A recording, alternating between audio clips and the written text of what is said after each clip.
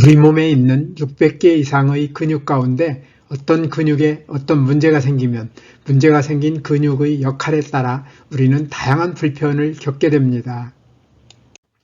우리 몸에서 근육은 근육 섬유로 이루어진 부드러운 결합 조직으로 수축과 이완을 통해 움직임을 만들고 장기를 지지하며 자세를 유지하는 역할을 하는데 힘줄이나 인대와는 역할도 성질도 다릅니다. 힘줄은 근육과 뼈를 연결하여 근육의 힘을 뼈에 전달하는 역할을 하는 질긴 섬유 조직으로 콜라겐이라 부르는 단백질로 구성되어 매우 단단하고 신축성이 없는데 아킬레스건이 대표적이며, 인대는 뼈와 뼈를 연결하여 관절의 움직임을 활성화하고 충격을 완화하여 관절의 안정성을 유지하는 섬유 조직으로 콜라겐으로 구성되어 신축성이 없고 탄력성이 있습니다. 근육에 생기는 문제는 근육의 직접적인 이상이나 신경계를 비롯하여 근육 이외의 기관에 생긴 문제가 근육에 나타나는 질병을 포함한 각종 근육 질환과 외부 충격이나 무리한 동작 등으로 인한 사고로 근육 섬유가 갑자기 손상되는 근육 부상으로 나눌 수 있는데, 이번 영상에서는 근육 부상의 예방과 치유에 대해 살펴보겠습니다. 우리는 주변에서 근육 부상으로 불편을 겪는 사람들을 자주 만나게 되는데, 근육 부상으로 고생하는 사람들은 얼마나 될까요? 문화체육관광부의 한 스포츠 안전사고 실태조사 결과에 따르면 비정규적 체육활동까지 포함한 생활체육 참여자 가운데 57.3%가 부상을 경험하였으며, 부상 경험률이 높은 종목은 축구, 격투기, 검도, 스노보드, 농구 순이었습니다. 이 조사에서 주요 부상 부위는 발목, 무릎, 상반신 순이었으며 부상 종류는 염좌, 통증, 찰과상 순이었는데, 여기에서 염좌는 인대가 늘어나거나 끊어지는 부상을 뜻하며 통증은 막연하여 이 자료로는 아쉽게도 근육 부상이 얼마나 되는지 알 수가 없었습니다. 구글 AI는 미국에서의 근육 부상은 가장 흔한 급성 스포츠 부상으로 전체 부상의 23%에서 50%를 차지한다고 하니 근육 부상이 매우 흔한 것을 알 수 있습니다. 근육 부상은 지나친 스트레칭이나 지나친 사용으로 근육 섬유가 손상되는 것을 말하며 흔히 좌상이라고 부르는데, 통증이나 부기, 경련, 근력 약화, 운동 제한과 같은 증상이 나타납니다. 근육 부상에는 근육 섬유가 찢어지는 근육 파열 이외에 어딘가에 부딪히거나 맞아서 생긴 부상인 타박상과 근육이 절단되는 경우가 있는데, 근육 파열의 흔한 예로는 회전근개 파열이 있습니다. 이제 근육 부상의 원인과 치유 그리고 예방에 대해서 회전근개 파열을 중심으로 살펴보겠습니다.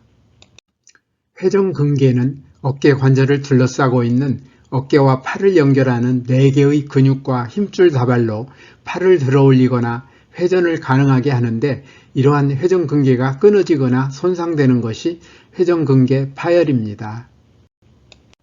회전근개가 파열되면 대체로 오십견과 비슷한 통증이 나타나며 팔의 힘이 떨어지게 되는데, 회전근개로 생기는 통증은 거의 어깨 관절 앞쪽에서 생기고 팔을 120에서 160도 사이로 들어올릴 때 가장 심하게 나타나며, 팔을 어느 정도 올리다 보면 마지막에는 쉽게 올릴 수 있다는 점이 오십견과 다릅니다. 회전근개 파열의 원인은 대부분 시간이 지남에 따라 힘줄 조직이 점진적으로 마모되는 퇴행성 변화로 알려져 있으며, 반복적인 팔 들어올리기 동작이나 장시간 무거운 물건을 드는 동작은 힘줄에 자극을 주거나 손상을 입힐 수 있고, 낙상이나 사고와 같은 단일 충격으로도 생길 수 있으며, 특정 가족에서 더 흔하게 발생하는 것으로 나타나 유전적 요인이 관련될 수 있습니다. 회전근개 파열은 파열의 정도에 따라 휴식이나 냉찜질, 물리치료와 같은 보존적 치료를 우선 시행하며 염증이나 통증을 조절하기 위해 비스테로이드성 항염증제나 스테로이드 주사를 사용하기도 하는데 운동치료나 약물치료 등으로 개선되지 않거나 호전과 악화가 반복되는 경우에는 다양한 방법으로 수술치료를 시행합니다. 앞에서 살펴본 여러가지 치료 방법으로 회전근개 파열은 잘 치료될까요? 경미한 회전근개 파열 환자의 대부분은 비수술적 치료를 통해 증상이 호전되는데 회복의 정도와 회복에 필요한 시간은 파열 정도의 영향을 많이 받으며 수술 치료로도 회전근개의 기능은 어느 정도 회복되지만 재파열이 되는 사례가 상당히 많은 것으로 알려져 있습니다. 회전근개가 파열될 때 나타나는 여러가지 증상으로 겪는 불편함과 치료의 한계를 생각해보면 회전근개의 파열도 미리 예방하도록 노력하는 것이 현명하며 치료를 받을 때 환자의 역할에 대해서도 고려해야 할 일이 있습니다. 회전근개 파열을 예방하기 위해서는 회전근개 파열의 원인을 정확하게 알아야 하는데 앞에서 살펴본 원인에 대한 설명으로는 예방이 만만치 않습니다. 회전근개 파열의 주요 원인은 대체로 시간이 지남에 따라 힘줄 조직이 마모되는 퇴행성 변화로 알려져 있으며 이 말을 들으면 나이 들면 누구한테나 찾아올 수 있겠구나 생각하기 쉬운데 우리가 주목해야 할 일이 있습니다. 근육세포를 포함한 모든 세포 한 개에는 DNA와 RNA 같은 핵산을 구성하는 기본 단위로 인산과 오탄당, 염기의 세 가지 성분으로 이루어진 뉴클레오타이드라 부르는 생체 분자가 60억 개 들어있고 이 뉴클레오타이드들이 적게는 수백 개부터 많게는 수백만 개까지 모여 단백질을 생산하는 프로그램인 유전자를 2만 개 이상 구성하며 하나의 세포에 들어있는 60억 개의 뉴클레오타이드 가운데 많게는 하루 동안 100만 개까지 손상되는데 이렇게 손상된 뉴클레오타이드들은 원래의 모습으로 복구되어야 이 뉴클레오타이드들로 구성된 유전자가 제 역할을 할 수 있으며 이렇게 손상된 뉴클레오타이드들이 복구된 유전자는 유전자의 스위치가 적절히 켜져야 이 유전자가 들어있는 세포는 제 역할을 할 수 있습니다. 모든 세포에서 손상된 뉴클레오타이드들을 모두 찾아낸 다음 같은 종류의 새 뉴클레오타이드로 바꾸어주는 뉴클레오타이드 복구는 우리가 상상하기 어려울 만큼 복잡하고 어려운 일인데 어떻게 이런 신비스러운 일이 가능할까요? 손상된 뉴클레오타이드의 복구는 세포 속에 유전자 형태로 존재하는 전능지능이 필요할 때 필요한 유전자를 켜서 하는 일인데 저는 이 전능지능을 내 몸 안에 준비된 최고명이라 부릅니다. 내 몸 안의 최고명이는 이 60억 개의 뉴클레오타이드의 일부에 생기는 경미한 손상은 큰 어려움 없이 정상으로 복구하는데 근육세포의 뉴클레오타이드가 많이 손상되어 정상으로 복구하기가 매우 어려울 때는 이러한 근육세포들은 복구하지 않고 스스로 죽으며 수명이 다한 늙은 세포도 스스로 죽는데 이러한 현상을 자멸사라고 부릅니다. 또한 근육세포들이 지나치게 많이 손상되면 바로 죽기도 하는데 이러한 현상을 괴사라고 부릅니다. 이처럼 근육세포들이 괴사 또는 자멸사의 방법으로 죽으면 근육이 제 기능을 수행하기 어려우므로 우리 몸에서는 새로운 근육세포를 만들어 죽어 없어진 근육세포의 자리를 메워야 하는데 이것을 근육세포의 재생이라 부릅니다. 근육세포는 직접 분열하지 않고 줄기세포인 근육모세포가 동일한 두 개의 세포로 분열한 다음 근육세포로 분화하는 방법으로 재생됩니다. 앞에서 살펴본 손상된 뉴클레오타이드의 복구와 근육세포의 재생이 우리도 모르는 사이에 잘 이루어지기 때문에 근육세포들은 건강을 유지할 수 있는데 어떤 사람들에게는 몸 안의 근육 건강을 유지하는 이 훌륭한 시스템이 잘 작동되지 않아 근육이 손상되는 현상이 왜 생길까요? 여기에서 근육의 건강에 대한 이해를 높이기 위하여 어떤 제품의 생산에 필요한 기계 장비를 갖춘 공장을 가정해 보겠습니다. 이 공장에서 품질이 완벽한 제품을 필요한 만큼 생산하기 위해서는 다음과 같은 세 가지 조건이 충족되어야 합니다. 첫째로 기계 장비가 손상되지 않아야 하고, 둘째로 필요한 재료가 적절히 공급되어야 하며, 셋째로 기계 장비의 스위치가 적절히 켜져야 합니다.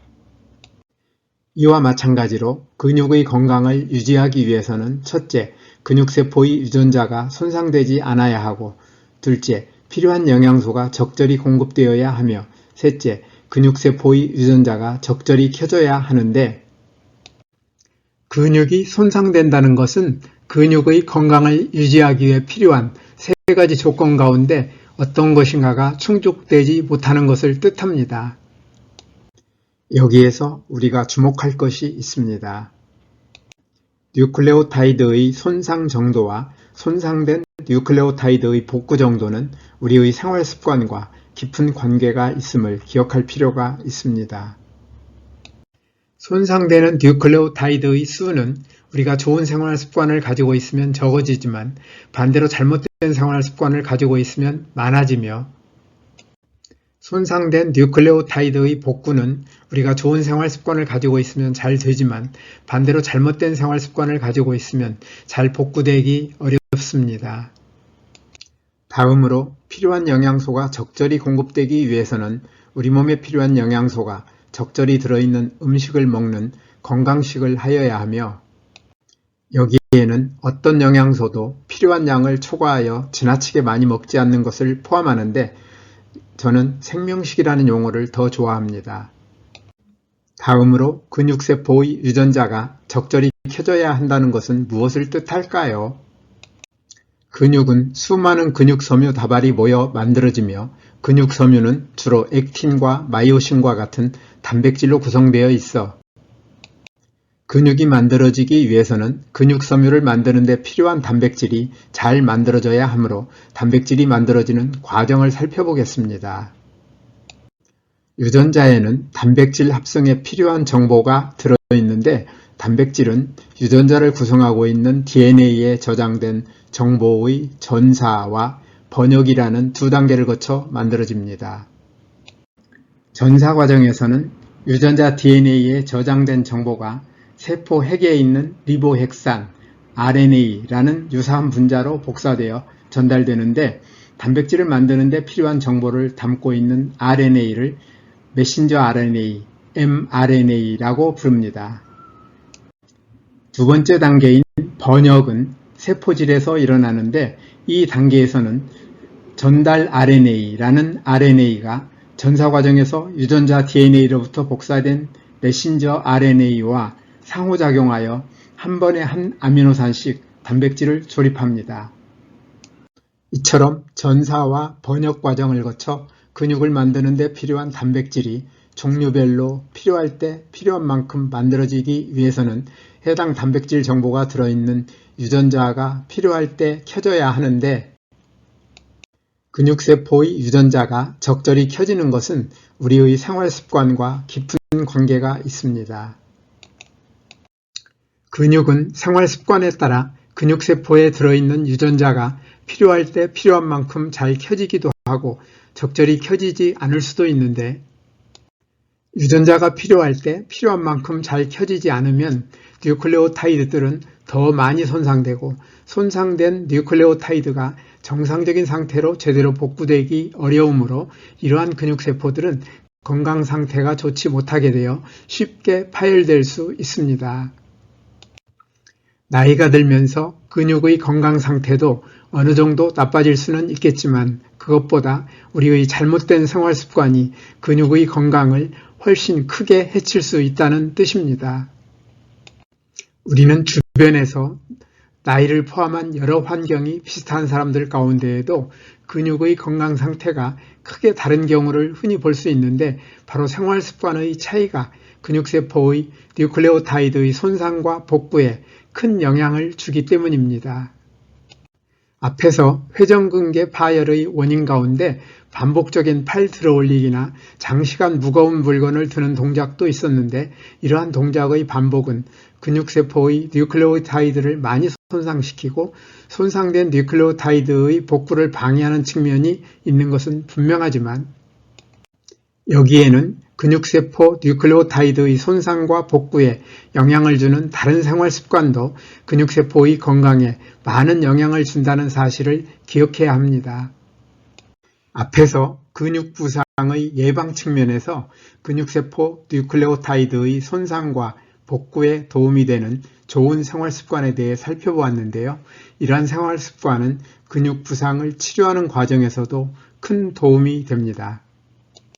종합하면 근육부상의 예방과 치유를 포함하여 근육의 건강을 지키기 위해서는 첫째, 근육세포의 유전자가 손상되지 않아야 하고, 둘째, 필요한 영양소가 적절히 공급되어야 하며, 셋째, 근육세포의 유전자가 적절히 켜져야 하는데, 내 몸 안에 유전자 형태로 존재하는 전능지능, 곧 내 몸 안의 최고 명의가 신바람나게 일할 수 있는 좋은 환경을 만들어주는 이러한 삶이 바로 뉴스타트입니다.